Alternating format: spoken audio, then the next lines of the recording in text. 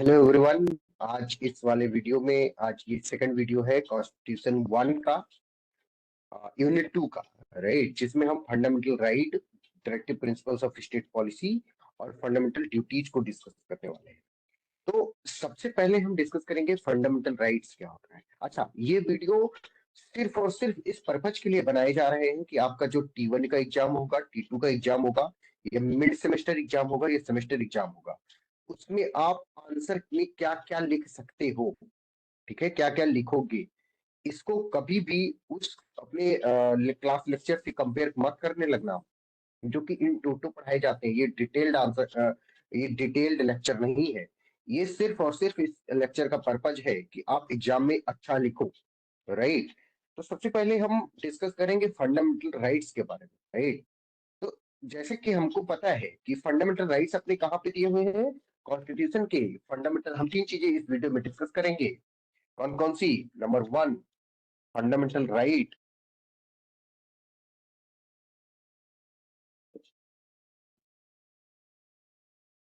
दूसरा fundamental duty, sorry DPSP. तीसरा fundamental duty, taking one at a time. तो सबसे पहले हम डिस्कस करने जा रहे हैं फंडामेंटल राइट्स क्या होते हैं, राइट। ऐसे ऐसे करके हम इंश्योरेंस को भी, कॉन्ट्रैक्ट को भी, और कॉन्स्टिट्यूशन टू और कॉन्ट्रैक्ट टू सबको डिस्कस करेंगे। आपको एकदम से भी परेशान होने की जरूरत नहीं है। अगर आप कॉलेज वगैरह नहीं भी जाते हैं तो भी घबराने की जरूरत एकदम से भी नहीं है। ठीक है, आप अपनी जो भी स्टडी कर रहे हैं, जहाँ कहीं पर भी कोचिंग वगैरह करते हैं, और अगर आप कहीं अगर कोचिंग नहीं करते और कोचिंग करना चाहते हैं, तो आप हम लोग भी अपना एक जुडिशरी का बैच चला रहे हैं, जिसमें अभी 15 अक्टूबर से हम लोगों ने जीके जीएस का बैच लॉन्च किया हुआ है और सीआरपीसी का लॉन्च किया हुआ है। फीस बहुत मिनिमल है। 1000 रुपीज सीआरपीसी के लिए है, और 5000 रुपीज जिसमें इंस्टॉलमेंट भी, अगर आपके पास पैसे नहीं है तो इंस्टॉलमेंट में भी दे सकते हो, वो जीके जीएस के लिए। और ये भी है कि बिना जीके जीएस के आप कभी भी सेलेक्ट नहीं हो पाओगे। तो और बड़ी बड़ी कोचिंग जो यहाँ प्रयागराज में चलती हैं, कोई जीके जीएस वगैरह नहीं पढ़ाता है, तो अगर आपको पढ़ना है तो पढ़ सकते हो, राइट। तो देखो, सबसे पहले हम पढ़ने जा रहे हैं फंडामेंटल राइट्स। फंडामेंटल राइट्स को कैसे डिफाइन करोगे आप? पूछेगा, क्वेश्चन पूछेगा कि फंडामेंटल राइट को डिफाइन करो, इसमें इसको अमेंड किया जा सकता है कि नहीं, नहीं किया जा सकता है। कौन कौन से फंडामेंटल राइट है, फंडामेंटल राइट किसके अगेंस्ट होता है, फंडामेंटल राइट जस्टिसेबल है कि नहीं है, जस्टिस इन्फोर्सिबल है कि नहीं है। अगर सिर्फ जनरल ऐसे पूछ लेता है, T1 की बात कर रहा हूँ, T1 में 750 वर्ड में लिखना होता है। 750 वर्ड की वर्ड लिमिट को कभी भी ध्यान में मत रखना, जितना मन आएगा, जितना जान रहे हो ना, सब उड़ेल देना उसमें, राइट। तो फंडामेंटल राइट, सबसे पहले ये ध्यान रखना, fundamental right is not defined anywhere in the constitution. पूरे कॉन्स्टिट्यूशन में कहीं पर भी डिफाइंड नहीं है, ठीक है। ये राइट्स इनवायोलेबल होते हैं। क्या होते हैं? इनवायोलेबल, इनवायोलेबल होते हैं। इसका मतलब इनको ऐसे वायोलेट नहीं किया जा सकता। इनको बेटा वायोलेट नहीं किया जा सकता। किसके द्वारा वायोलेट नहीं किया? किसी के द्वारा भी वायोलेट नहीं किया जा सकता है, लेकिन स्पेशली स्टेट के द्वारा इनको वायोलेट नहीं किया जा सकता है। और इस स्टेट, ये स्टेट होगा कौन? इस स्टेट की डेफिनेशन कहाँ पे दी हुई है? Article article 12 of the constitution में ही दी हुई है। आर्टिकल 12, अभी हम उसको इन टोटो पढ़ेंगे। बट इसके पहले तो कुछ चीजें हम समझेंगे। तो सबसे पहले ये जानो कि आप अपने आंसर की फंडामेंटल राइट पे अगर कोई क्वेश्चन पूछा जाता है तो उसका आंसर को कैसे लिखना शुरू करोगे। तो सबसे पहले लिखो कि fundamental right is not defined anywhere in the constitution. However, the rights enshrined under Part 3 of the Constitution, starting from Article 12 to Article 32, 35 of the Constitution, come within the purview of fundamental rights, or they are called fundamental rights. Within the heading ही उसकी fundamental rights है, ठीक है। They are inviolable. Inviolable मतलब उनको violet नहीं किया जा सकता। दे आर सिक्स काइंड, छह का नाम लिख देना, ठीक है। Right to equality, right to freedom, right against exploitation, right to religion, right of constitutional remedies, ये सारी चीजें आप उसमें एक्सप्लेन कर दोगे, राइट। इसको मैग्ना कार्टा भी कहा जाता है, और ये बहुत सारे तरीके के होते हैं, ठीक है। अब ये केसेस देखो, फंडामेंटल राइट को डिफरेंशिएट करते टाइम पे, बताते टाइम पे केसेस बहुत इंपॉर्टेंट है। तो मैं जो जो केसेस का नाम यहाँ पे बताऊंगा, आप उसके अंदर क्या लिखते हो ये उतना मैटर नहीं करता है, बट केसेस का नाम जरूरी है। केसेस का नाम थोड़ा अच्छे से लिखना। तो जिससे क्या होगा कि आपके जो आर्गुमेंट होंगे, देखो आर्गुमेंट आप कुछ भी लिखो, उस आर्गुमेंट का एक सब्सटेंसिएशन होना चाहिए। सब्सटेंसिएशन कहां से करोगे आप? अपने केस लॉ से करोगे, राइट? केस लॉ में आप लिखोगे कि in the case of Maneka Gandhi, Maneka Gandhi, ये लिखो, केस का नाम लिख लो।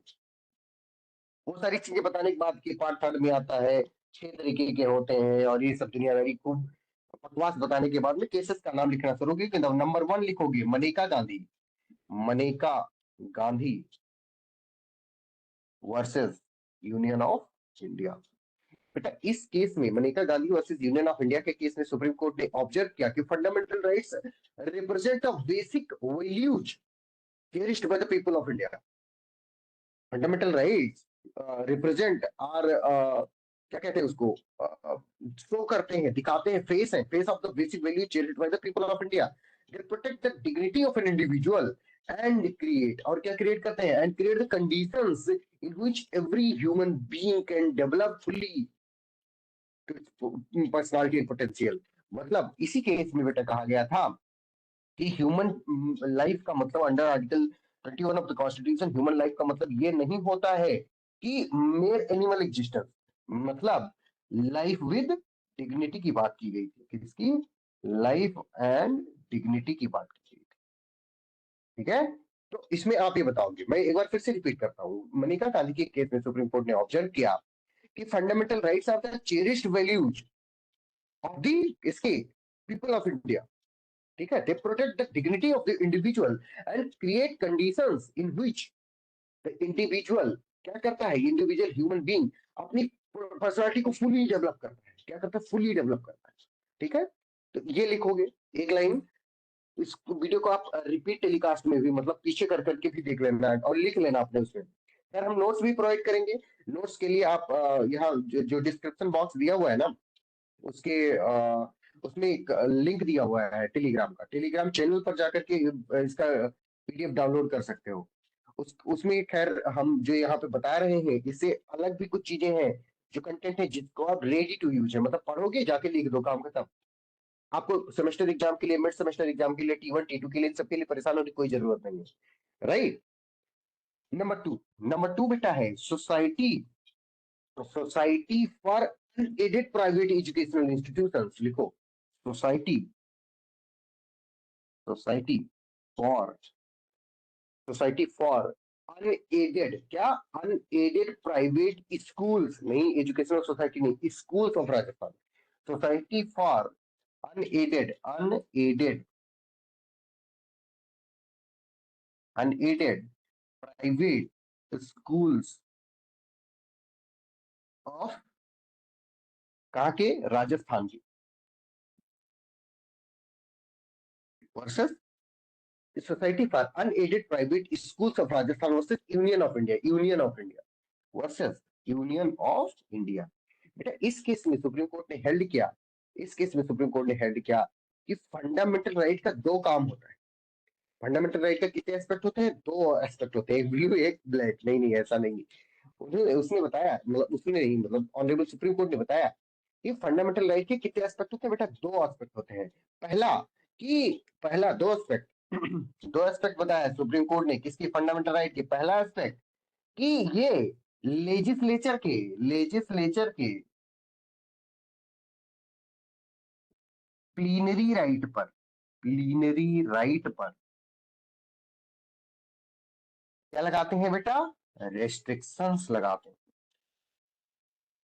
ठीक है, लेजिस्लेचर के मतलब लेजिस्लेचर का ये नहीं कि जो मन करे वो बना डालो, नहीं भाई, नहीं बना पाओगे। ऐसा करने पे तुम्हें, तुम्हारे ऊपर रेस्ट्रिक्शन लगा देगा। अंडर आर्टिकल 13 क्लास 2 इन सब में बताया गया है कि जो लेजिस्लेचर यानी पार्लियामेंट करे या स्टेट लेजिस्लेचर करे, ये सब ऐसे अपने मनमानी लॉ नहीं बना सकते भाई। ये बनाने लगेंगे तो इनके ऊपर क्या है, सुप्रीम कोर्ट ला करके इसको क्या अनकॉन्स्टिट्यूशनल घोषित कर देगी, राइट? सेकेंडली पहला तो ये कि ये एग्जीक्यूटिव और लेजिस्लेटिव पावर पावर पे क्या लगाते हैं? रेस्ट्रिक्शन लगाते हैं। दूसरा, they provide conditions, conditions for the, for the holistic development, holistic development of human being, मतलब जो भी इंडिया में ह्यूमन बीइंग रेसाइड कर रहे हैं, उनके होलिस्टिक डेवलपमेंट के लिए कंडीशंस जो भी रिक्वायर्ड होती हैं वो प्रोवाइड करते हैं कि उनको फ्रीडम चाहिए होती है, उनको लिबर्टी चाहिए होती है, उनको और क्या-क्या चाहिए होता है। उनको रिलीजन प्रोफेस करने का राइट होना चाहिए, उनको राइट टू प्रॉपर्टी होनी चाहिए, राइट टू प्रॉपर्टी को खैर तो कॉन्स्टिट्यूशनल राइट में कर दिया गया अंडर आर्टिकल 300 कैपिटल ए। लेकिन ये सारी चीजें क्या है? Holistic development, right to profession, right to move freely, right to speech and expression. ये सब अगर नहीं होगा तो आपका क्या हो जाएगा? आपका होलिस्टिक डेवलपमेंट नहीं हो पाएगा। तो सुप्रीम कोर्ट ने society of for unaided private schools पर Rajasthan versus union of India के केस में कहा कि लेजिस्लेचर के प्लीनरी पावर पे रिस्ट्रिक्शन लगाता है ये फंडामेंटल राइट। नंबर टू क्या करता है कि ये होलिस्टिक डेवलपमेंट के लिए कंडीशंस प्रोवाइड करते हैं, कंड्यूसिव कंडीशन प्रोवाइड करता है। ठीक है। नंबर थर्ड आया कि M Nagaraj versus union of India के केस में सुप्रीम कोर्ट ने कहा कि fundamental right are given for the protection of. Number third मैं ऊपर लिखता हूँ, नीचे लिखूंगा तो आपको दिखेगा नहीं शायद। नंबर थर्ड, नंबर थर्ड बेटा है M Nagaraj, M Nagaraj versus union of India. इस केस में सुप्रीम कोर्ट ने बताया, M Nagaraj versus union of India, इस केस में सुप्रीम कोर्ट ने बताया कि कॉन्स्टिट्यूशन हैज कन्फर्ड, कॉन्स्टिट्यूशन ने हमको क्या किया? प्रोवाइड किया, फंडामेंटल राइट प्रोवाइड किया है for the protection of individual, protection of individual. और इंडिविजुअल के पास सर्टेन बेसिक ह्यूमन राइट होते हैं जो कि उसके इंडिपेंडेंट एग्जिस्टेंस के लिए, होलिस्टिक एग्जिस्टेंस के लिए जरूरी होते हैं। इन नागराज वाले केस में होता है। ठीक है। तो कुछ केसेस है, और फिर आगे चल करके और भी बहुत सारे केस आते हैं। एक आता है Dario versus state of Uttar Pradesh, Dario, DARYAU। Number four, Dario, Dario versus state of UP, UP मतलब Uttar Pradesh, diary versus state of Uttar Pradesh. बेटा इसमें सुप्रीम कोर्ट ने कहा, सुप्रीम कोर्ट ने ऑब्जर्व करते हुए कहा कि fundamental rights are intended not only to protect individuals right, सिर्फ वो इंडिविजुअल के राइट को प्रोटेक्ट करने के लिए नहीं है, but they are based on high public policy. मतलब कि ये इंडिविजुअल के राइट को प्रोटेक्ट करते करने के साथ साथ बेटा, इंडिविजुअल के राइट को प्रोटेक्ट करने के साथ साथ ये हायर हायर पब्लिक पॉलिसी को भी, हायर पब्लिक पॉलिसी को भी क्या करते हैं?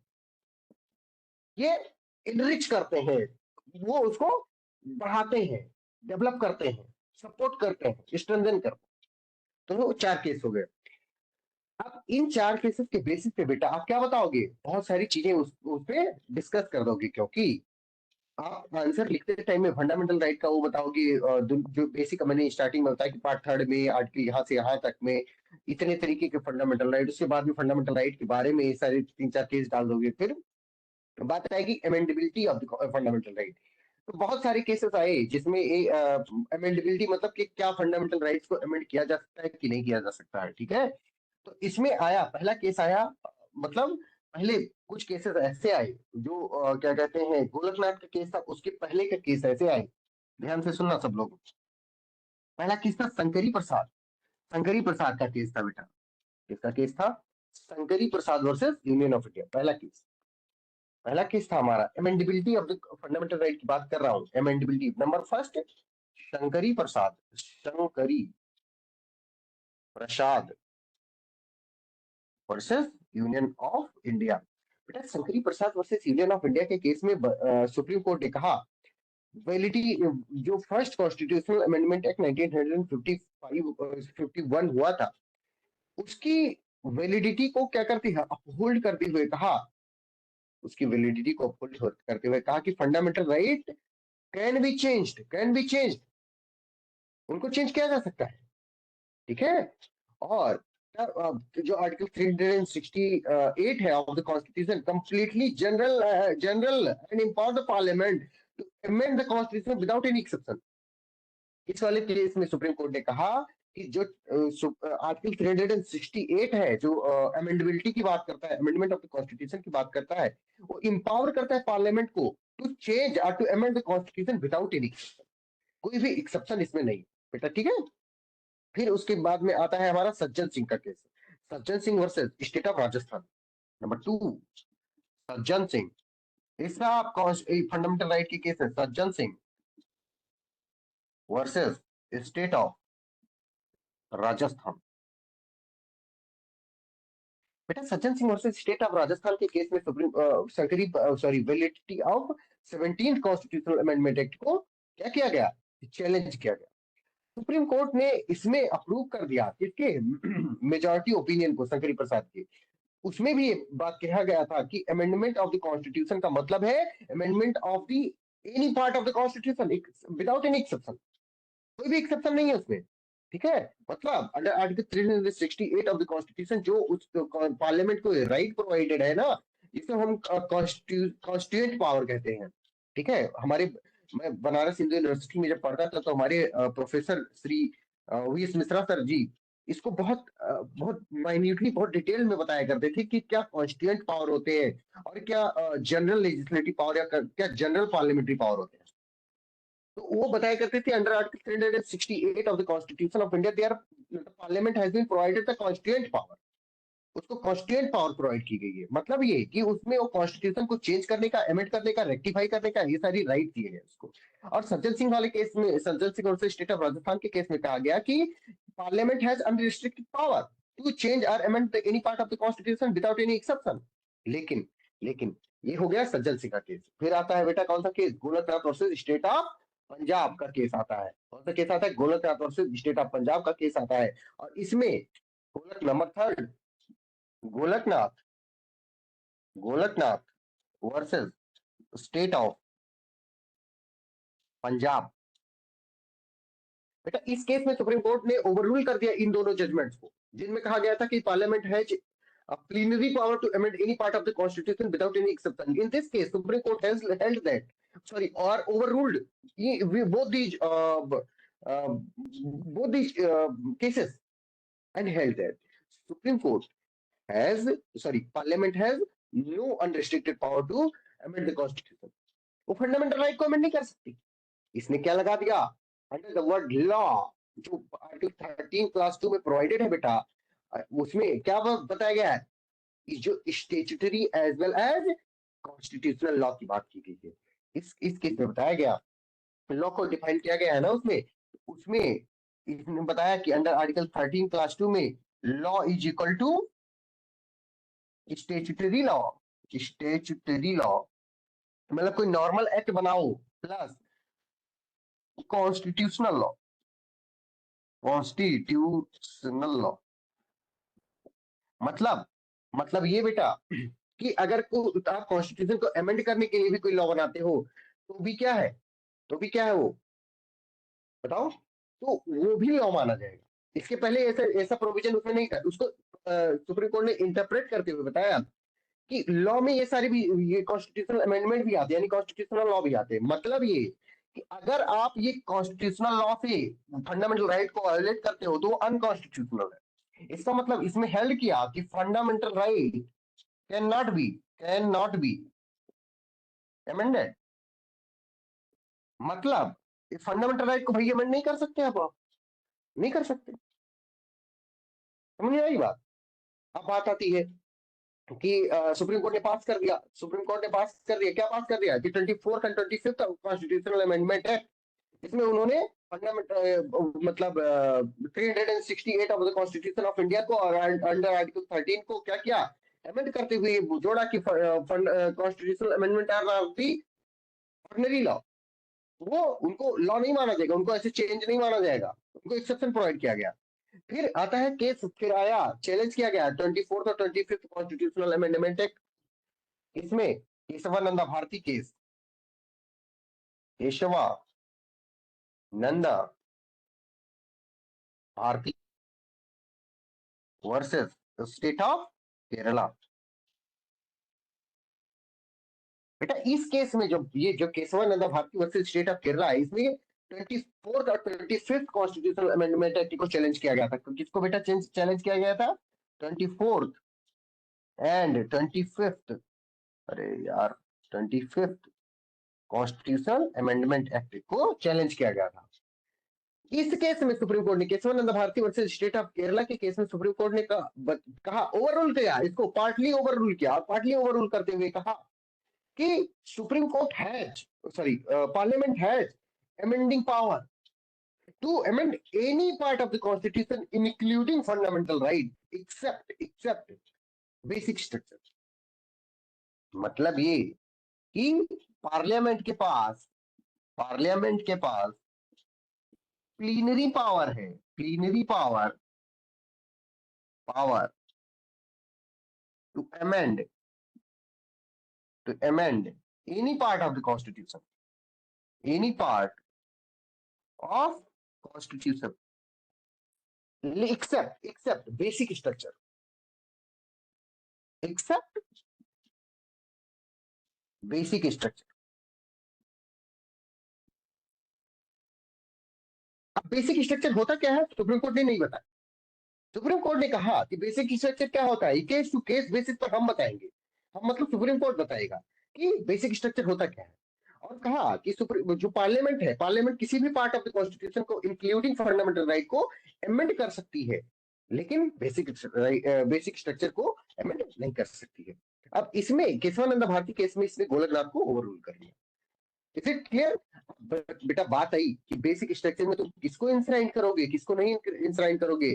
तो इसमें तो तीन चीजों को इन्होंने बेसिक स्ट्रक्चर उसी टाइम पे बता दिया था। पहला बताया इन्होंने supremacy of the constitution, constitution India में सुप्रीम है, प्रेसिडेंट भी कॉन्स्टिट्यूशन के ऊपर नहीं है, अपना प्राइम मिनिस्टर भी नहीं है, पार्लियामेंट भी नहीं, सबसे ऊपर कौन है?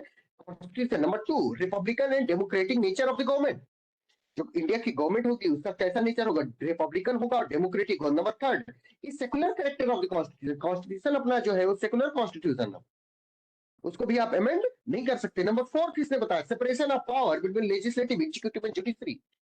ये भी क्या है? एक बेसिक स्ट्रक्चर है, separation of power is a basic structure of the constitution. और ये सब कौन हेल्ड करता है, कौन बताता है कि कौन क्या चीज बेसिक स्ट्रक्चर है क्या नहीं है? Supreme court of India provide करती है। नंबर 5 बताया सुप्रीम कोर्ट ने कि federal character of the constitution भी क्या है बेटा? Federal character of the constitution जो है हमारा वो basic feature of the constitution, ठीक है। इसी इन सारी चीजों के साथ साथ फिर आता है हमारा मिनर्वा मिल का केस। कौन सा केस आता है? मिनर्वा मिल का केस आता है, और उसमें सुप्रीम कोर्ट ने हेल्ड किया। अच्छा, जो कॉन्स्टिट्यूशन का 42nd अमेंडमेंट इसके इफेक्ट को नलीफाई करने के लिए पार्लियामेंट ने 42nd कॉन्स्टिट्यूशनल अमेंडमेंट एक्ट लाया। कौन सा अमेंडमेंट एक्ट लाया गया बेटा? 42nd कॉन्स्टिट्यूशनल अमेंडमेंट एक्ट लाया गया, और उसके द्वारा आर्टिकल 368 में आर्टिकल 368 का क्लास 4 और 5 जोड़ा गया, और उसमें बताया गया कि जो पार्लियामेंट लॉ बनाएगी, कुछ लॉ कॉन्स्टिट्यूशनल अमेंडमेंट एक्ट करेगी, वो जुडिशियल रिव्यू के पर्व्यू से बाहर होगा। किसके पर्व्यू से बाहर होगा? जुडिशियल रिव्यू के पर्व्यू से बाहर होगा। और वो केस था Minerva mill versus number 5 Minerva mills versus union of India. बेटा इस केस में सुप्रीम कोर्ट ने कहा कि article 368 class 4 and 5 which were aided by the 42nd constitutional amendment act is violative of the basic structure of the constitution, and hence they are unconstitutional, it means इस case में भी, Minerva मिल के case में भी supreme court ने कहा कि parliament is capable of amending any part of the constitution except the basic structure of the constitution. अगर बेसिक स्ट्रक्चर से कोई छेड़छाड़ कोई भी पार्ट ऑफ द कॉन्स्टिट्यूशन कर रहा है तो उसको अनकॉन्स्टिट्यूशनल घोषित कर देगा। Is it clear to everyone? Number 6 case आया IR Coelho versus state of Tamil Nadu. IR Coelho versus state of Tamil Nadu. IR Coelho versus state of Tamil Nadu. बेटा इसमें चैलेंज किया गया किसको? इसमें चैलेंज किया गया इसको नहीं, हाँ, 9th जो अपना स्केड्यूल है ना, 9th स्केड्यूल में जो भी कुछ भी डाल दिया जाता है तो उसको कभी भी जुडिशियल रिव्यू नहीं किया जा सकता, ऐसा प्रोविजन बनाया गया। लेकिन सुप्रीम कोर्ट ने इस वाले केस में हेल्ड किया कि अगर कोई भी चीज 9th स्केड्यूल में भी ऐड की गई है उसका भी जुडिशियल रिव्यू हो सकता है on the basis of it is destroying the basic structure of the constitution. अगर वो basic structure of the constitution को डिस्ट्रॉय कर रहा होगा तो उसका भी जुडिशियल रिव्यू हो सकता है। तो आईआर कोयलो के केस में बोला कि 9th शेड्यूल में अगर कोई चीज रखी गई है तो उसका जुडिशियल रिव्यू नहीं हो सकता, लेकिन उसका जुडिशियल रिव्यू हो भी सकता है। कब हो सकता है? जब जब वो बेसिक स्ट्रक्चर ऑफ कॉन्स्टिट्यूशन को बेटा क्या करे, वायोलेट करे। अगर basic structure of the constitution को डिस्ट्रॉय करने का एक काम करता होगा ना शेड्यूल में रखा हुआ चीज, तो उसको भी क्या कर दिया जाएगा, स्ट्रक डाउन कर दिया जाएगा। क्या कर दिया जाएगा बेटा? स्ट्रक डाउन कर दिया जाएगा। ठीक है। अब ये फंडामेंटल राइट जितने अभी हमने बताए किसके अगेंस्ट अवेलेबल है, तो स्टेट के अगेंस्ट अवेलेबल है। किसके अगेंस्ट? स्टेट के अगेंस्ट अवेलेबल है। स्टेट के अगेंस्ट अवेलेबल में बेटा बात आती है स्टेट होता क्या है। तो article 12 of the constitution of India define करता है स्टेट होता क्या है, राइट। उस डेफिनेशन में आर्टिकल 12 में जब डिफाइन करते टाइम बताता है तो कहता है कि government and parliament of India. पहली चीज गवर्नमेंट ऑफ इंडिया मतलब सेंट्रल गवर्नमेंट, ठीक है। Government of India and parliament of India, दोनों एग्जीक्यूटिव भी लेजिस्लेचर ऑफ द यूनियन, ठीक है। ये स्टेट है। नंबर 2 बताता है government and legislature of the state, मतलब कि एग्जीक्यूटिव ऑफ द स्टेट भी और लेजिस्लेचर ऑफ द स्टेट भी, ये भी क्या है, government. All local and other authorities, ये जो वर्ड है बेटा other authorities, other authorities, authorities, ये वाइड इंप्लीकेशन का है। मतलब इसी को इंटरप्रेट करते हुए स्टेट का डेफिनेशन को, स्टेट के होराइजन को खूब बड़ा किया गया। ठीक है। तो बताया गया कि ऑल लोकल और other authorities with in the territory of India. अगर इस टेरिटरी के अंदर कोई भी लोकल अथॉरिटी है, कोई लोकल अथॉरिटी है, कोई ऐसी अथॉरिटी है जो with in the territory of India है। नंबर 4 का बताया कि ऑल लोकल और other authority under the control of the government of India even without even outside the territory of India. जैसे एम्बेसी जो होती है वो भी स्टेट होती है, ठीक है, लेकिन वो with in the territory of India नहीं होती। अब इस चीज को में बात आई बेटा लोकल अथॉरिटी क्या होता है। तो लोकल अथॉरिटी को डिफाइन करते हुए section 3 class 31 of general classes act 1897, local authority क्या होती है, लोकल अथॉरिटी, अथॉरिटी, इसको कौन डिफाइन कर रहा है, section 3 sub section 31 of general general classes act. ये डिफाइन करके हुए कहता है कि all municipalities, district board, village council, village panchayat, दुनियादारी, ये सब जो होते हैं ये सब क्या है, लोकल अथॉरिटीज है। ये सब भी बेटा क्या है, ये सब भी क्या है, इनके खिलाफ भी, ये भी स्टेट है और इनके खिलाफ फंडामेंटल राइट को हम इन्फोर्स करा सकते हैं, राइट। अब बात आती है कि फिर अदर अथॉरिटीज क्या है बेटा। अदर अथॉरिटीज को जुडिशियल इंटरप्रिटेशन के द्वारा, जुडिशियल अटेंशन के द्वारा खूब स्ट्रेच किया गया, ओवर स्ट्रेच किया गया। तो इसमें बहुत सारा केस आता है। जैसे एक सबसे पहले केस है यूनिवर्सिटी ऑफ मद्रास और शांताबाई। इसमें सुप्रीम कोर्ट, पहले लिख लो इसमें other authorities, other authorities, other authorities का केस लिख रहा हूं। सबसे पहले पहला case university of Madras versus university of Madras versus Shantabai, Shantabai. बेटा इस केस में अदर अथॉरिटीज को डिस्क्राइब करते हुए सुप्रीम कोर्ट ने लिखा, सॉरी बताया कि इसको इजस्टम जेनेरिस पर, इजस्टम जेनेरिस, जेनेरिस की तरह से हम क्या करेंगे, इजस्टम जेनेरिस की तरह से बेटा हम क्या करेंगे, पढ़ेंगे। मतलब कि जैसे उसमें पार्लियामेंट है, गवर्नमेंट है, स्टेट लेजिस्लेचर है और लोकल अथॉरिटी, उसी तरह से हम इसको एडजस्टम जेनेरिस में पढ़ेंगे।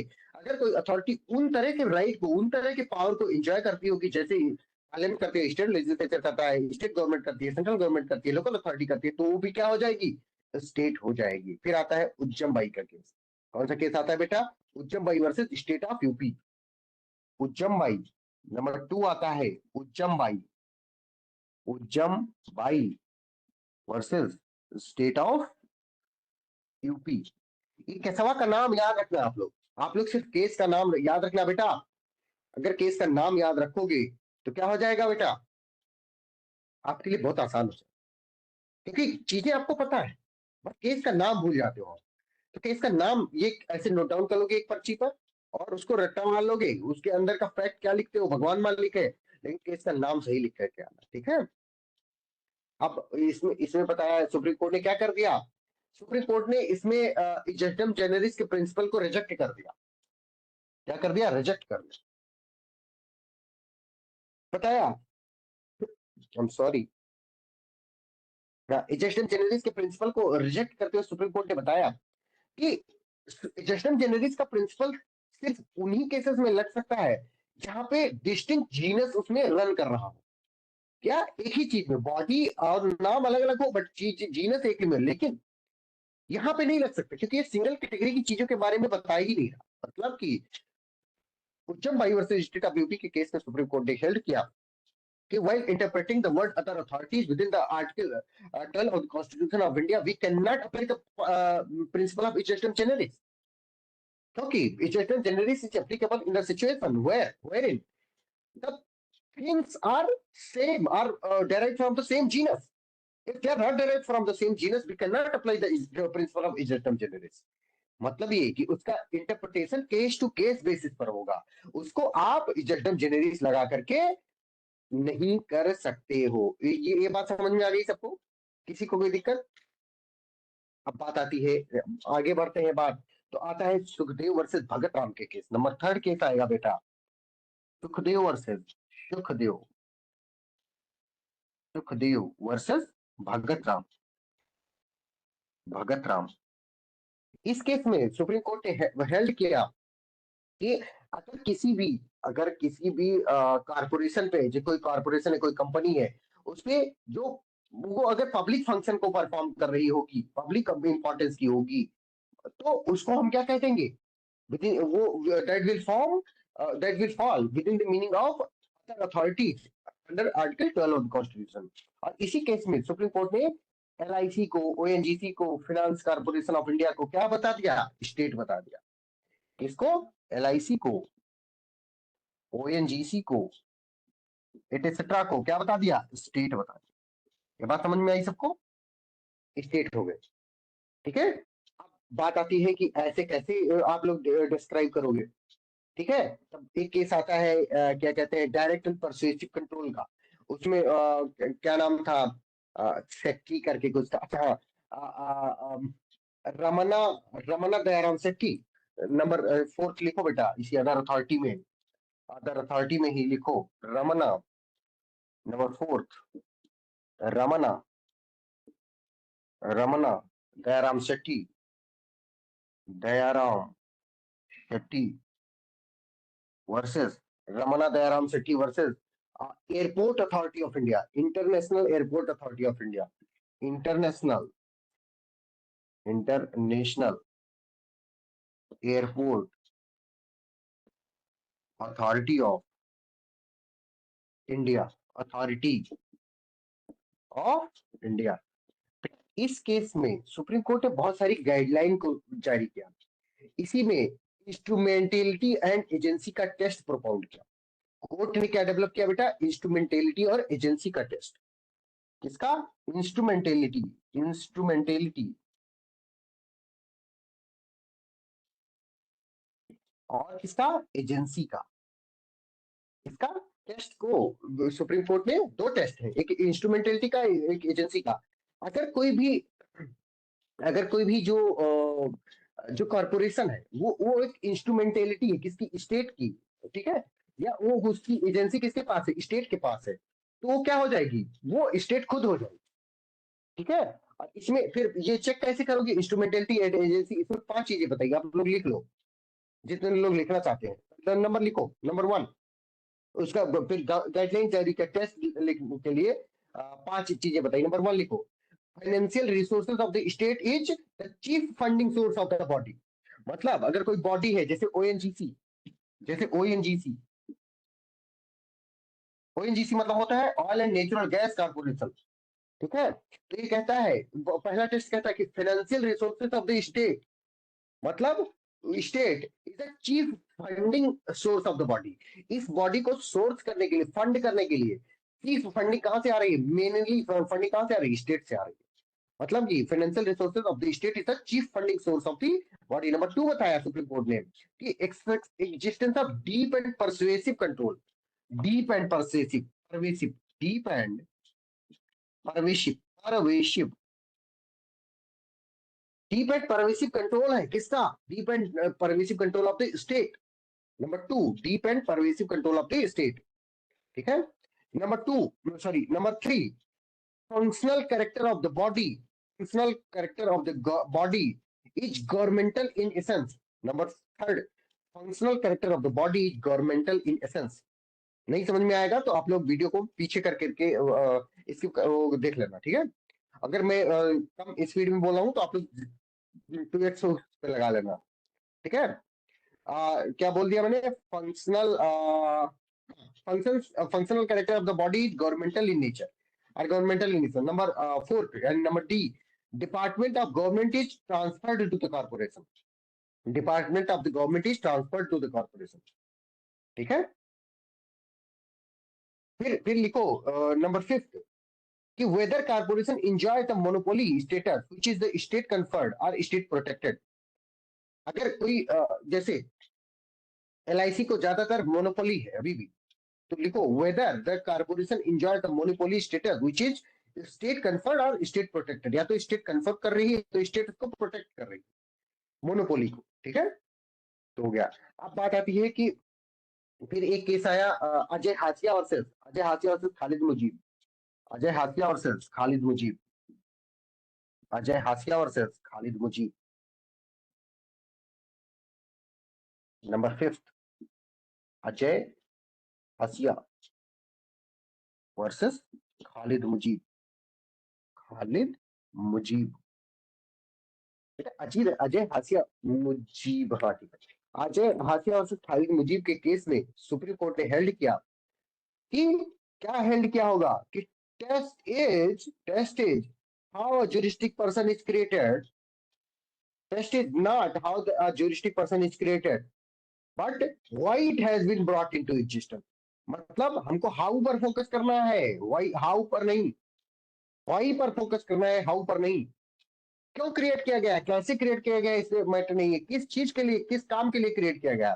कोर्ट ने कहा कि in order to test the other authority we have to test not how the juristic entity is created, but why it has been brought into existence or why it has been created.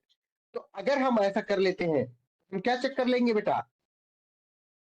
हम check कर लेंगे कि क्या ये other authority आता है कि नहीं आता है. अब इसके बाद में आप लोगों को सारी चीजें पता है कि आप आर्टिकल 13 में लॉ की डेफिनेशन है पोस्ट फैक्टो, और ये दुनिया भर का है कि अगर कोई भी part third of the constitution से क्या करता है, कॉन्फ्लिक्ट में आता है, तो उसमें डॉक्ट्रिन ऑफ इक्लिप्स लग जाएगी या तो डॉक्ट्रिन ऑफ पिथन सब्सटेंस लग जाएगा. ये सारी चीजें लग जाएंगी. और फिर उसके बाद में आता है जुडिशियल रिव्यू हो सकता है कि नहीं हो सकता है. आर्टिकल 13 क्लास 2 में जुडिशियल रिव्यू हो सकता है. जुडिशियल रिव्यू सबसे पहले मार्बरी वर्सेस मेडिसन के केस में सुप्रीम कहां से लिया गया है? Supreme court of the United states से लिया गया है, राइट? ये सारी चीजें आप लोग लिख दोगे. इसी फंडामेंटल राइट वाले में ही बता रहा हूँ. फिर एक केस लिखो, एक केस आता है, सुप्रीम कोर्ट का केस है. केस का नाम लिखो, state of West Bengal versus supreme court. Judicial review के बारे में बता रहा हूँ, ये फंडामेंटल राइट में ही लिखोगे सब. State of West Bengal versus state of West Bengal versus committee of state of West Bengal versus committee of protection of domestic right West Bengal. Committee for protection of domestic right.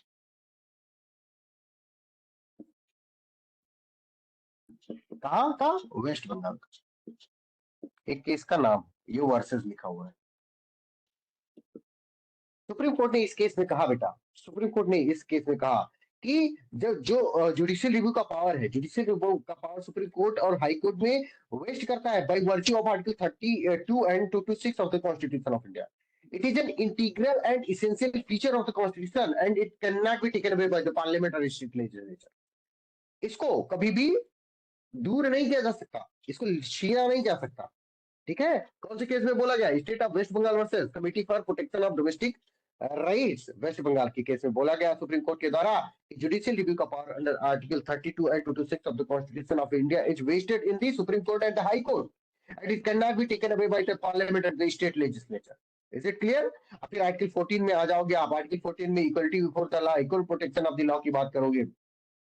Equality before law की बात करना है पे आ जाएगा हमको कि कहाँ से ये ओरिजिन क्या है। इक्वलिटी बिफोर लॉ इंग्लैंड से ओरिजिन क्या है, एक निगेटिव कॉन्सेप्ट है। इसमें बताया जाता है कि स्टेट कुछ ऐसा ओवर एक्शन नहीं लेगी, मतलब स्टेट एक पैसिव रोल निभाएगी। और इक्वलिटी बिफोर लॉ की बात की, जब इक्वल प्रोटेक्शन ऑफ लॉ की एक पॉजिटिव कॉन्सेप्ट है, कहाँ से लिया गया है? वो यूएसए से लिया गया है। उसमें स्टेट एक पॉजिटिव रोल निभाएगी। ठीक है, फिर रीजनेबल क्लासिफिकेशन की बात की गई है। फिर उसके बाद में रीजनेबल क्लासिफिकेशन की बात की जाएगी कि रीजनेबल जो रिजर्वेशन देते हो उसमें रीजनेबल क्लासिफिकेशन होना चाहिए, उसमें आर्बिट्रेरीनेस नहीं होना चाहिए। ठीक है, फिर आता है फिर बताओगे आप कि इक्वलिटी वाले में ही arbitrariness and equality are sworn enemy, मतलब ये बहुत ज्यादा ही एक साथ नहीं रह सकते दोनों, इक्वलिटी और आर्बिट्रेरीनेस। जैसे ही आर्बिट्रेरीनेस आती है वैसे इक्वलिटी खत्म हो जाती है। EP Royappa versus state of Tamil Nadu का केस बताओगे। ठीक है, concept of equality is different from traditional concept of reasonable classification. EP Royappa वाले केस में ये बात बोली गई।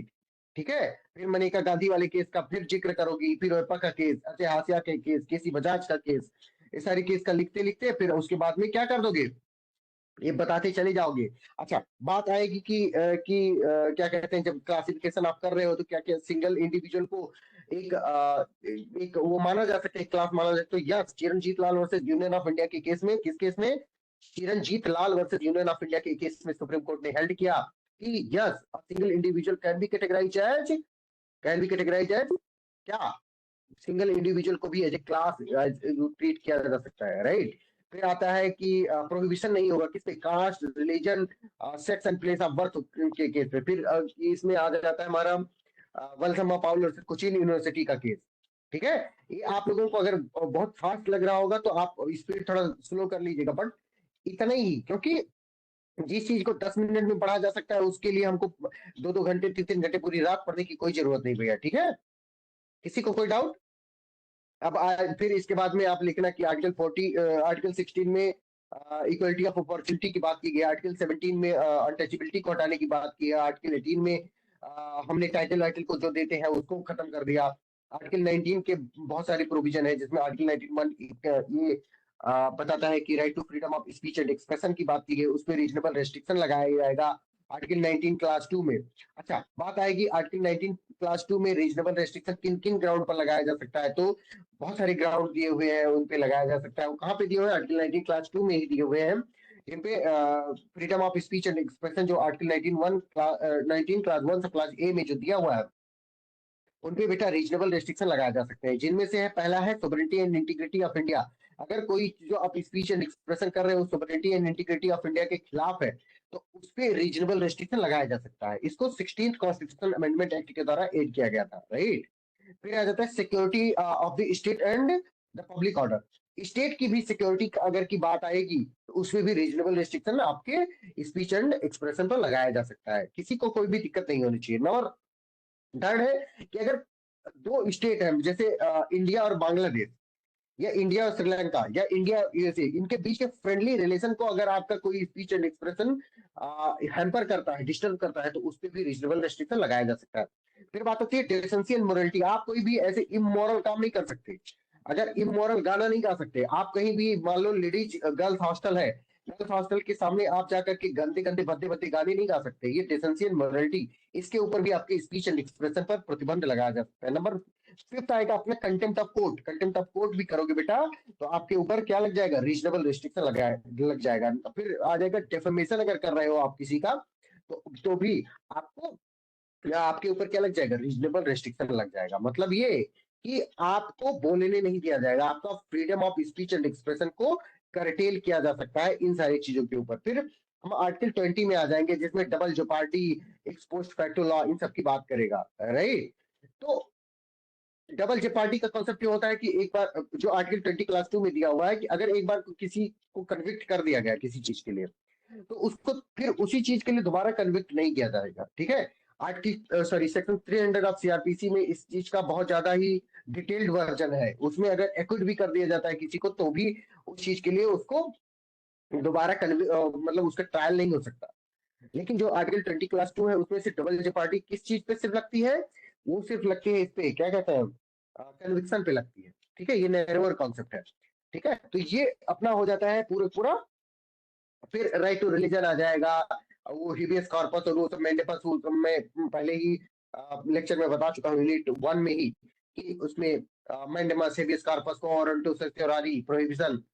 ठीक है, ये जो 5 रेट है इनको आर्टिकल 32 में, तो इन सब के बारे में भी आप तो पढ़ लोगे, राइट। अब हम बढ़ जाते हैं अपने directive principles of state policy पर। ठीक है, directive principles of state policy बहुत इंपॉर्टेंट है। Directive principles of state policy, जैसा बेटा इसका नाम से ही स्पष्ट है, directive principles of these principles are directive to the state. Directive principles of state policy, state की पॉलिसी कैसी होगी उस पॉलिसी को डायरेक्ट करने का काम करते हैं, उनको दिशा देने का काम करते हैं। इसीलिए इनको हिंदी में नीति निर्देशक सिद्धांत कहा जाता है। ये नीतियां, स्टेट की पॉलिसीज कैसी होंगी, स्टेट की नीतियां कैसी होंगी, वो कैसे फंक्शन करेगा, इस चीज को गवर्न करने का काम करती है अपनी डीपीएससी। ठीक है, आर्टिकल 56 सॉरी आर्टिकल 36 से लगा करके 51 तक अपने कॉन्स्टिट्यूशन पार्ट 4 में बात करता है किसकी, directive principles of state policy की। अच्छा, these directive principles of state policy are non enforceable, मतलब नॉन जस्टिसबल, नॉन इन्फोर्सिबल। इनको अगर मान लीजिए कि पार्लियामेंट या स्टेट लेजिस्लेचर मान लो कहना नहीं मानती है, तो क्या आप कोर्ट चले जाओगे? नहीं जा पाओगे भाई। क्यों नहीं जा पाओगे? क्योंकि यार नॉन इन्फोर्सिबल, इनको आप सुप्रीम कोर्ट में जाकर के इन्फोर्स नहीं करा सकते हो। ठीक है, ये क्यों है directive principle of state policy क्यों की गई है? Directive principles of state policy इसलिए बनाई गई है बेटा, for the welfare of the people, for the welfare of the people. Welfare state को स्टेब्लिश करने का जो पूरा पूरा ऑब्जेक्टिव है डीपीएसपी का, वेलफेयर स्टेट को स्टेब्लिश करने का वो है। एक केस आया Lala Ram versus union of India. Lala Ram, Lala Ram versus union of India. इस केस में बेटा सुप्रीम कोर्ट ने हेल्ड किया कि वेलफेयर स्टेट का मतलब होता है, अभी मैंने बोला ना कि directive principle of state policy का काम होता है कि वेलफेयर स्टेट को स्टेब्लिश करना। सुप्रीम कोर्ट ने इस वाले केस में बोला कि वेलफेयर स्टेट का मतलब होता है, वेलफेयर स्टेट का मतलब होता है, क्या मतलब होता है बेटा? वेलफेयर स्टेट का मतलब होता है यूटिलिटेरियनिज्म, मतलब greatest good for, greatest good for, good for greatest number, greatest number, मतलब जितने भी लोग हैं उनकी क्या हमें करना है, उन ज्यादा से ज्यादा लोगों का भला कर देना, greatest good for greatest number. ठीक है, तो ये सारी चीजें हम बताएंगे। फिर उसके बाद में हम बढ़ जाएंगे 37 38 हाँ। फिर आ जाएगी बात हमारी, बताया जाता है कि इन्फोर्सिबल नहीं, तो 37 में बताया गया article 37 of the constitution of India बताता है कि ये इन्फोर्सिबल नहीं है the court of law. Part 4 of the constitution of India that is containing, किसको कंटेन करता है? ये directive principle of state policy को कंटेन करता है। ये इन्फोर्सिबल नहीं है। क्यों इन्फोर्सिबल नहीं है? क्योंकि उस समय इतने रिसोर्सेस नहीं थे। वो कहता है कि जब समय आएगा, इतना समय आ जाएगा, इतना समय पक जाएगा, मतलब कि जब इंडिया के पास इतने रिसोर्सेस हो जाएंगी, इतनी सारी चीजें हो जाएंगी, उस समय क्या होगा? Directive principle of state policy को खुद ब खुद इंप्लीमेंट कर दिया जाएगा। Lily Thomas versus union of India का केस है, इसमें भी कहा गया है कि directive principle of state policy को इंप्लीमेंट कराने के लिए वेकेंट पब्लिक वो चाहिए होता है, वेकेंट पब्लिक ओपिनियन चाहिए होता है। जिस अगर directive principle of state policy को कोई भी पार्टी अगर पावर में है, वो उसको फॉलो नहीं करती है, तो अगली बार उसको जो अपनी जनता होगी, पब्लिक, उसको क्या कर देगी? आउट ऑफ पावर फेंक देगी, मतलब उसके खिलाफ वोट कर देगी, राइट। तो sanction before this directive principle of state policy is the public opinion, and that public opinion is not binding and that can be exercised only through election or franchise। ठीक है, supreme court कह रहा हूँ, doctor Bhimrao Ambedkar साहब ने constitutional assembly debate में इसके बारे में बताते हुए कहा कि स्टेट के खिलाफ क्यों सैंक्शन नहीं है। इसलिए सैंक्शन नहीं है, मतलब सैंक्शन है, मतलब स्टेट के खिलाफ सैंक्शन देने की जरूरत क्यों नहीं है, क्योंकि ये ऐसी चीजें हैं जो कि अगर स्टेट फॉलो नहीं करेगी, जो भी पार्टी पावर में होगी उसको जो वोट देने वाले हैं उसको क्या कर देंगे, बाहर उठा के फेंक देंगे। ठीक है। फिर आता है कि क्या कहते हैं, फेयर वेजेस देना चाहिए अंडर आर्टिकल 39 कैपिटल ई, वो सब अभी डिस्कस करने वाले हैं। फिर आता है uniform civil code. Uniform civil code article 44 of the constitution of India में दिया हुआ है। इसमें पहले गोवा में ही था, अभी उत्तराखंड ने भी यूनिफॉर्म सिविल कोड के अभी की जो प्रेजेंट गवर्नमेंट है उस चीज को वेहेमेंटली प्रपोज कर रही है कि वो यूनिफॉर्म सिविल कोड को अप्लीकेबल कर ही देगी। ठीक है। तो ये हो गया directive principle of state policy. फिर आर्टिकल 39 कैपिटल डी बताता है equal pay for equal work की बात है, राइट टू इक्वलिटी को प्रमोट करने के काम करता है, राइट। फिर आर्टिकल 39 कैपिटल ए, जिसमें आप लोग बचपन से पढ़ते आओगे, क्लास वगैरह में, कॉलेज वगैरह में भी रहे होगे, तो लीगल एड के बारे में, ठीक है, equal justice and free legal aid के बारे में आर्टिकल 39 कैपिटल ए बात करता है। फिर उसके बाद में आर्टिकल 48 बात करता है, आर्टिकल 48 कैपिटल ए बात करता है इन्वायरमेंटल बात करता है, न्यूट्रिशन की बात करता है। आर्टिकल 46 बात करता है कि SC ST लोगों को क्या मिलेगा, मतलब उनको आगे बढ़ाया जाएगा। 45 बात करता है राइट टू एजुकेशन की बात करता है। तो ये सारी चीजें बेटा जो होती है ना, ये बहुत जरूरी है ओवरऑल फंडामेंटल वेलबींग के लिए, सोसाइटी की फंडामेंटल वेलबींग के लिए बहुत ज्यादा जरूरी है। इसलिए इसलिए दिस दिस वेरी रीजन अपने कॉन्स्टिट्यूशन ने क्या किया है, बहुत सारी प्रोविजन बना दिए हैं। ठीक है। और इसको DPSP में, क्योंकि इस रिसोर्सेज बेटा अनलिमिटेड नहीं होते हैं, रिसोर्सेज आर स्कार्स, और रिसोर्सेज स्कार्स होते हैं। तो जब जब भारत के पास जैसे अभी भारत दुनिया की क्या कहते हैं, थर्ड सबसे बड़ी इकोनॉमी हो गई है शायद, हाँ, थर्ड सबसे बड़ी इकोनॉमी है। ठीक है। तो अब भारत के पास रिसोर्सेज आ रहे हैं, भारत के पास जैसे जैसे रिसोर्सेज आएंगे और जब भारत इतना महान हो जाएगा, इतना अमीर हो जाएगा कि वो सारे फंडामेंटल राइट को इम्प्लीमेंट करा सके, तो वो खुद करा देगा, क्योंकि वो अच्छी अच्छी चीजें हैं, राइट। उसमें राइट टू एजुकेशन की बात किया गया है, ये सारी चीजें। अब बात आती है अपने इस लेक्चर के थर्ड पार्ट पर, fundamental duties. Fundamental fundamental duties, fundamental duties. हाँ। अब बेटा फंडामेंटल ड्यूटीज क्या होती है, part 4 capital A of the constitution of India talks about fundamental duties. Part 4 capital A में सिर्फ और सिर्फ एक ही आर्टिकल है, आर्टिकल 51 कैपिटल ए। देखो, ये पहले से, मतलब जब कॉन्स्टिट्यूशन बन रहा था उस समय भारत में ये नहीं थी, क्या नाम, फंडामेंटल ड्यूटीज नहीं थी। इनको किसके द्वारा जोड़ा गया, 42nd कॉन्स्टिट्यूशन अमेंडमेंट एक्ट के द्वारा फंडामेंटल ड्यूटीज को जोड़ा गया है। इनका रिकमेंडेशन किसे, स्वर्ण स्वर्ण सिंह कमेटी से आया था, किसे, स्वर्ण सिंह कमेटी से आया था। और 11th फंडामेंटल राइट को किससे जोड़ा गया, 86th कॉन्स्टिट्यूशनल अमेंडमेंट। तो किससे जोड़ी गई है ये, पहले लिखो, 42nd CAA से 10 फंडामेंटल ड्यूटी जोड़ी गई हैं, और 86th कॉन्स्टिट्यूशनल अमेंडमेंट से 11th वाली फंडामेंटल ड्यूटी जोड़ी गई है। ठीक है। वन बाई वन मैं फंडामेंटल ड्यूटीज के बारे में सबको एक एक करके बता देता हूँ, और आप लोग चाहे तो नोट डाउन कर लो, चाहे तो वैसे ही दो चार बार सुन लेना तो याद हो जाएगा। नंबर 1 कहता है कि to abide by the constitution, मतलब कॉन्स्टिट्यूशन से हमें अबाइड भी करना है, उसके आइडियल्स को रेस्पेक्ट करना है। Respect the ideals and institution and the national flags and national anthem. ध्यान से सुनो, कहता है कि जितने भी सिटीजन ऑफ इंडिया है उनको क्या करना है, कॉन्स्टिट्यूशन से अबाइड भी करना है, वो तो करना ही है भैया। रेस्पेक्ट करना है, किसका रेस्पेक्ट करना है, आइडियल्स एंड इंस्टीट्यूशंस का रेस्पेक्ट करना है, नेशनल फ्लैग का रेस्पेक्ट करना है, नेशनल एंथम का रेस्पेक्ट करना है। ठीक है। नंबर 2, पहली फंडामेंटल ड्यूटी हो गई। नंबर 2 है बेटा, to cherish and follow the noble ideals, to cherish and follow the noble ideals which inspired the national struggle for freedom। जो नेशनल स्ट्रगल फॉर फ्रीडम को जिसने इंस्पायर किया था, उन नोबल्स को हमको फॉलो करना है। नंबर 3 बेटा, to uphold and protect the sovereignty, unity and integrity of India. हमको इंडिया की सोवरेनिटी, इंटीग्रिटी और यूनिटी को क्या करना है, प्रोटेक्ट करना है, अपहोल्ड करना है। Number 4, to defend the country, country को डिफेंड करना है, तो जब जब इसकी जरूरत पड़े, when called upon to do so, जब इसकी जरूरत पड़े तो हम क्या करेंगे, अपने कंट्री को डिफेंड करने के लिए जाएंगे। नंबर 5 है हमें to promote harmony and spirit of common brotherhood, हमें आपस में भाईचारा बना करके रखना है।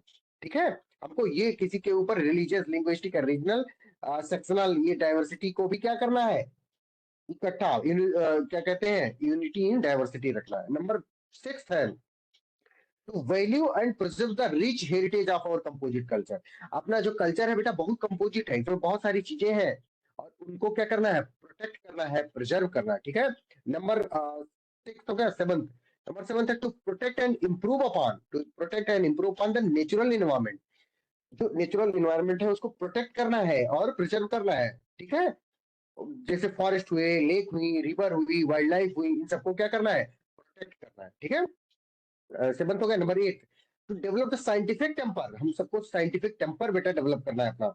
ठीक है, और कितना हो गया, जितना भी हो गया 7 या 8 जो भी होगा, उसके बाद वाला है to safeguard the public property, हमको पब्लिक प्रॉपर्टी को बचा करके रखना है, उसको जलाना नहीं, जैसे बसें जला दी जाती है, नहीं जलाना है। ठीक है, फिर नंबर नेक्स्ट है टू स्ट्राइव टुवर्ड एक्सीलेंस, जैसे लीगल नैरेटिव हमेशा एक्सीलेंस की तरफ बढ़ रहा है। हम लोगों ने अपना एविडेंस का पढ़ाया है, दुनिया में कोई भी ऐसा इंडियन एविडेंस एक्ट नहीं पढ़ा सकता, आईपीसी इतना बढ़िया पढ़ाया गया है, कोई दुनिया में ऐसा नहीं आईपीसी पढ़ा सकता जितना लीगल नैरेटिव में पढ़ाया गया है। तो टू स्ट्राइव टुवर्ड एक्सीलेंस, मतलब ये कि हमको क्या करना है बेटा, हमको एक्सीलेंस की तरफ बढ़ते रहना है, कोई भी स्पेयर ऑफ इंडिविजुअल और कलेक्टिव एक्टिविटी में। नंबर नेक्स्ट या 11th नंबर का यानी लास्ट नंबर का है, हमको जो पेरेंट है या गार्जियन है तो अपने वार्ड को, अपने बच्चों को क्या प्रोवाइड करना है, उनको एजुकेशन प्रोवाइड करना है, अपने चाइल्ड को एजुकेशन, एजुकेट कर देना, राइट कर, जो कि 6 से और 18 सॉरी 14 ईयर्स के एज के ग्रुप के होंगे। ठीक है, इसी में फिर केस आता है union of India versus Naveen Jindal, union of India versus, इसमें भी याद कर लेना है, union of India versus Naveen Jindal, Naveen Jindal. बेटा union of India versus Naveen Jindal के केस में सुप्रीम कोर्ट ने कहा the concept of fundamental duties are implicit in the concept of fundamental rights. ठीक है, और इसी में सुप्रीम कोर्ट ने कहा कि जो हॉइस्ट करने का वो है, फ्लैग हॉइस्ट करने का, उसको क्या करने, प्रोटेक्ट किया गया।